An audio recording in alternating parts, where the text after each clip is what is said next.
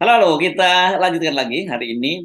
Kita untuk kedua kalinya bertemu dengan Bung Rocky dan masih terus melanjutkan soal peta Pilpres 2024. Tapi kali ini kita akan lihat perspektif yang berbeda ya, Bung Rocky.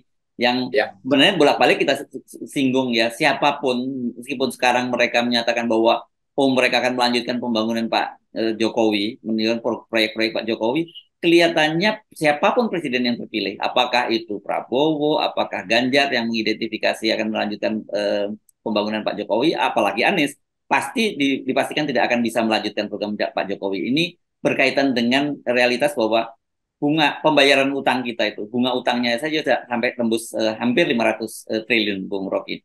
Belum lagi kalau ditambah cicilan pokoknya itu ya sekarang kalau tahun lalu itu 900 triliun, mungkin tahun depan sekitar tembus 1000 sampai 1100 triliun. Padahal pendapatan kita sekitar 2.600. Jadi dari situ aja udah nggak mungkin kita akan melanjutkan proyek-proyek yang mercusuar peninggalannya Pak Jokowi itu. Belum lagi kemarin ada kabar buruk juga, ternyata investor asing itu tidak meminati lagi surat utang berharga yang dikeluarkan oleh pemerintah.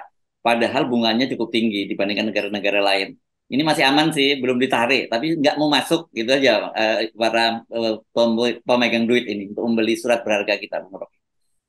kita melihat kekonyolan-kekonyolan ini bahwa kita bicara tentang koalisi presiden baru, tetapi fakta di depan kita, APBN kita itu digerogoti untuk bayar hutang. Dan kita tahu bahwa batas dari ambisi politik adalah anggaran, adalah APBN kan. Jadi begitu presiden terpilih itu tagihan tagihan pertama 500 T. Dan Anies bingung misalnya, Prabowo bingung, Ganjar bingung, bagaimana bayarnya tuh. Jadi tetap semua ide yang diucapkan oleh Jokowi pasti akan dibatalkan oleh presiden berikutnya tuh. Mau Prabowo bilang bahwa IKN akan lanjut, atau Ganjar juga bilang yang sama, atau Anies bilang ya itu juga udah undang-undang, tetap dia akan dibatalkan oleh fakta bahwa Indonesia itu negara yang berutangnya tinggi tuh. Yang apa namanya, waktu SB tinggalin gelanggang itu dia tinggalin 2.000 triliun. Sekarang 7.000 triliun. Jadi ada penambahan 5.000 triliun. Tetapi buzzer-buzzer Jokowi menganggap bahwa itu kan akumulasi dari SPI, ya akumulasi, tetapi yang diakumulasi Jokowi itu 300% dari SPY. Kan Betul. itu dasar. Jadi berhitung itu juga harus masuk akal tuh. Tetap Jokowi itu memperbanyak hutang, tambah hutang 5.000 triliun dan mesti pada 500 triliun per tahun itu artinya APBN akan bolong tuh. Itu Dan baru bunga itu, Bung Rocky, belum cicilannya, baru belum bunga, cicilan bunga pokoknya. utang Ya, ditambah cicilan, ya udah memang ruang fiskalnya udah berhenti, mau bikin apa dengan itu. Sesuatu cara adalah bikin hutang baru tuh dengan apa, mungkin jual BUMN. Sebenarnya hutang 7.000 triliun itu mungkin 3 BUMN dijual, tapi itu kan jual negara, artinya jual hak rakyat untuk menikmati hasil-hasil pembangunan melalui BUMN. Kan kita tahu bahwa hak rakyat itu adalah menerima keuntungan dari APBN yang dasarnya pajak. Dan putaran-putaran uang itu nggak boleh dipakai untuk membiayai tenaga kerja asing. ya. Ya, jadi semua proyek di mercusuar Jokowi akhirnya ngambil APBN. Sekarang pertanyaannya, mercusuar ini mau siapa yang jalani itu? Hmm. IKN diserahkan ke Cina, kereta cepat diserahkan ke Cina, dan dibiayai akhirnya hampir separuh oleh APBN. Kan artinya rakyat Indonesia mensubsidi rakyat Tiongkok, kan itu kan. Karena Hmm. pakai APBN, kan dasarnya itu kan. Jadi hak rakyat untuk menerima keuntungan dari ekstrak industri, hasilnya itu justru dipakai oleh Jokowi untuk membiayai proyek-proyek yang dia subsidi, sebetulnya mensubsidi pemerintah Cina tuh. Dasarnya itu tuh. Jadi kita mau fair sebetulnya, Bapak Jokowi itu meninggalkan beban gila-gilaan. Dan Hmm. orang-orang yang masih menganggap, ya ini kan kereta cepat itu buat masa depan. Iya, tapi beban itu ada pada rakyat. Jalan tol kan buat masa, iya, tapi beban itu ada pada rakyat.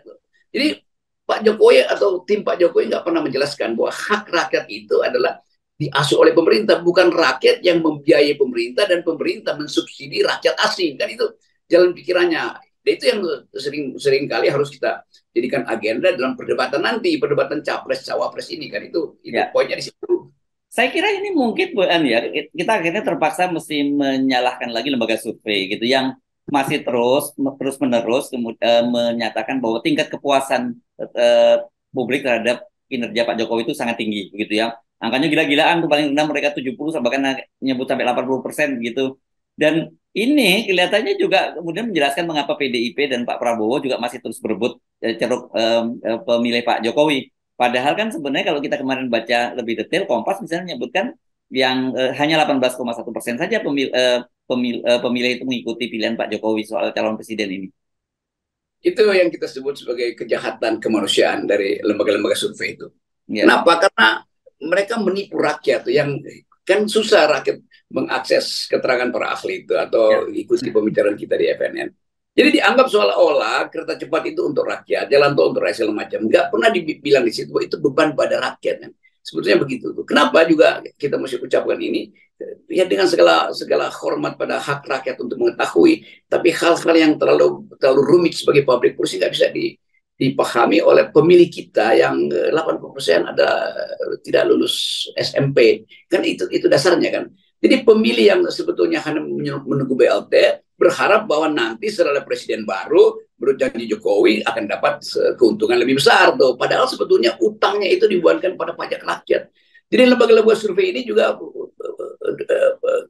apa namanya maksiat itu melakukan sesuatu yang mereka tahu mereka mesti jelasin pada publik tuh apa artinya kepuasan 80% itu karena dapat BLT harusnya diterangkan tuh kalian dapat BLT setiap bulan 600.000 tetapi anak-anak kalian harus membayar utang 50 juta per tahun beban dari hutang pemerintah Jokowi kan mesti begitu fairnya kan jadi dia dapat BLT tetapi bayi atau keluarga yang disejahterakan hari ini dengan BLT yang seupil itu di ujung nanti ketika dia mulai bekerja dia akan dipajaki lagi oleh negara untuk membayar hutang pemerintah Jokowi yang udah sampai 7.000 triliun kan mestinya fair begitu tuh tetapi hal semacam ini hanya bisa dibuka dalam perdebatan di BEM UI misalnya nanti akan diperdebatkan soal-soal semacam itu.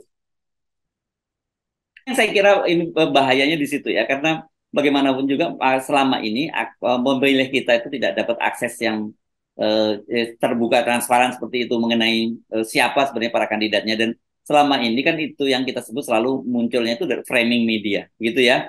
Ya dan kita juga menyayangkan teman-teman media itu hanya semacam jadi kepanjangan tangan dari para lembaga-lembaga survei mempublikasikan apa saja yang disampaikan oleh lembaga survei tanpa ada catatan kritis di situ. Iya itu sama mungkin seperti seorang bapak yang tergiur untuk pamer mobil baru pada tetangganya dan anaknya pamerin ke anak tetangga, oh bapak gue punya mobil baru tuh dan hebat itu. Sementara bapaknya mengambil uang tabungan yang harusnya untuk anaknya sekolah nanti itu. Begitu mobil barunya tiba, dua bulan kemudian itu nggak bisa beli bensin lagi karena nggak ada persiapan untuk kehidupan keluarga sehingga anak-anaknya terlantar sekolah. Sama aja itu problem itu. Jokowi pamer IKN, Jokowi pamer kereta cepat, Jokowi pamer jalan tol, segala macam infrastruktur. Sementara rakyat itu tidak tahu apa akibatnya buat dia nanti di masa depan.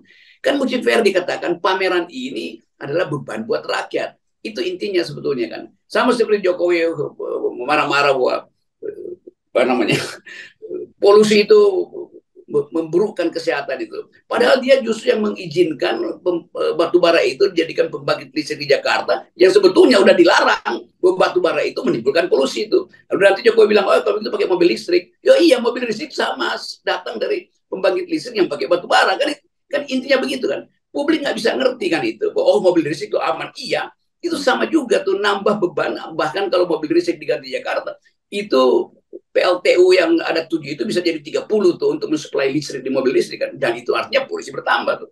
Hal yang rumit semacam ini nggak bisa diterangkan karena Jokowi selalu pakai lembaga survei untuk katakan, nah bagus mobil listrik, bagus jalan tol, bagus kereta cepat, bagus IKN, tanpa hitung konsekuensinya. Dan yang paling salah tentu Sri Mulyani, karena Sri Mulyani punya prinsip austerity, penghematan, tapi dia boros dan akibatnya bolong APBN. Ya, Dan ya. kita lihat bahwa ya bolongnya menurun itu rasio hutang terhadap PDB kita itu ya 34% dari kemarin berapa 32 sekarang kayak iya tetapi sebelumnya itu 20% zaman SBY kan mesti dibandingkan dengan zaman SBY kan rasio hutang kita pada PDB cuma 20% sekarang udah 34% kan itu artinya bolong besar. Ya, ya, ya, dan ini sebenarnya tadi kita udah bicara soal utang, pembayaran utangnya begitu besar, kemudian tadi surat-surat berharga yang tidak laku di mata investor asing, dan orang mungkin sekarang di Jakarta terutama itu sedang terbius dengan LRT, ya, karena tapi mereka lupa bahwa sebenarnya janji pemerintah untuk operasional kereta api cepat itu sampai sekarang tertunda, kan tadinya akan jadi hari ulang tahun hadiah untuk ulang tahun kemerdekaan RI ke-78. Tetapi, nah hari-hari ini, saya kira berapa hari ya ini, sudah 3 hari mungkin ya operasi LRT, saya tidak mengikuti dengan pasti, udah mulai banyak sekali catatan-catatan, Bung Rocky, keluhan dari berbagai masyarakat, listrik mati dan sebagainya, mulai mempertanyakan, ini jangan-jangan operasionalnya dipaksakan, karena untuk menutupi tadi, apa yang terjadi pada kereta api cepat yang sampai sekarang tidak beroperasi gitu. Ini membuai publik sebetulnya dengan menunjukkan sesuatu yang seolah-olah mewah dan lebih modern, tetapi tetap di belakang itu ada percepatan fabrikasi imaji politik atau percepatan pencitraan kan Jokowi tetap ingin pamerin ada loh yang gue punya nih ya orang nunggu tuh bukan ke LRT orang nunggu you bilang 17 Agustus udah ada kereta cepat kan itu yang orang nantikan ya sekarang diputar lagi LRT ya itu artinya dikasih permen gula-gula doang tuh tapi kita mau lihat sebetulnya ini konsekuensinya panjang dan bohong dan pencitraan yang berlebihan itu satu waktu akan ada batasnya tuh dan batas itu yang lagi dituntut oleh buruh lewat Omnibus Law misalnya batas itu yang lagi dituntut oleh BEM UI soal apakah Presiden Jokowi mau turun secara damai atau berdarah-darah tuh kan bagi masyarakat kampus tahu ini semuanya bohong-bohongan itu tetapi kabinet juga merasa oke, memang bohong tapi mereka nggak mau buka suara kan karena menganggap bahwa ya udahlah ini saat terakhir sang raja itu kita eluk-elukan sebagai lagi pakai baju emas sutra emas padahal udah telanjang.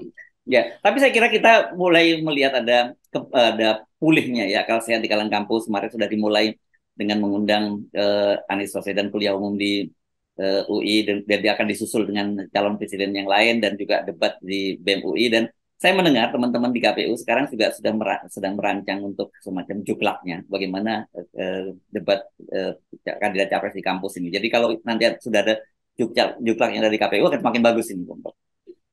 Ya juga hak dari jurnalis untuk minta dibuatkan forum jurnalis untuk betul juga. Betul. Kapasitas mereka ini kan. Jadi misalnya Ganjar merasa aman kalau udah di Kompas, nggak akan dikerjain misalnya kan. Tapi kalau di FNN itu pasti dikerjain tuh. Prabowo mungkin merasa dimanapun dia bisa jawab itu kan. Jadi kita juga mau lihat bagaimana mental dari jurnalis-jurnalis ini. Tega nggak? Misalnya Kompas tega nggak nanya Ganjar hal-hal yang betul-betul fundamental itu. Jangan-jangan Kompas kasih kisi-kisi juga pada Ganjar tuh. Jadi mulailah bahwa ada hak jurnalis juga untuk menguji mereka dan silakan publik nilai itu apakah di FNN atau di Kompas atau di apa namanya ILC segala macam. Tapi itu mesti dibuka supaya terlihat bahwa semua kucing itu ya di dalam karung itu mesti ada di dalam karung yang bolong supaya terlihat jenis kucingnya. Atau kalau mau imparsial dibikin jangan lembaga persnya, tapi organisasi persnya kan bisa ada PBI, ada yang lain-lain itu. Saya kira itu menarik untuk kalau gagasan itu dilanjutkan ya, Bung Rocky ya. Betul, kalau bisa juga Gojek itu panggil calon presiden untuk nanya apa nasib mereka nanti itu. Jadi ada forum Gojek. Online, ojek online, jangan hanya satu operator saja ya. Oke. Baik, ini makin menarik dan saya kira mudah-mudahan saja ini semacam blessing juga gitu bahwa kita akan dapat pemimpin yang terbaik dengan cara kita telanjangin semuanya. Atau kalau meminjam istilah dari teman-teman BEM UI dikuliti semua. Ya, lengser damai atau berdarah-darah gitu. Oke, baik. Terima kasih ya. Oke, thank you. Ya.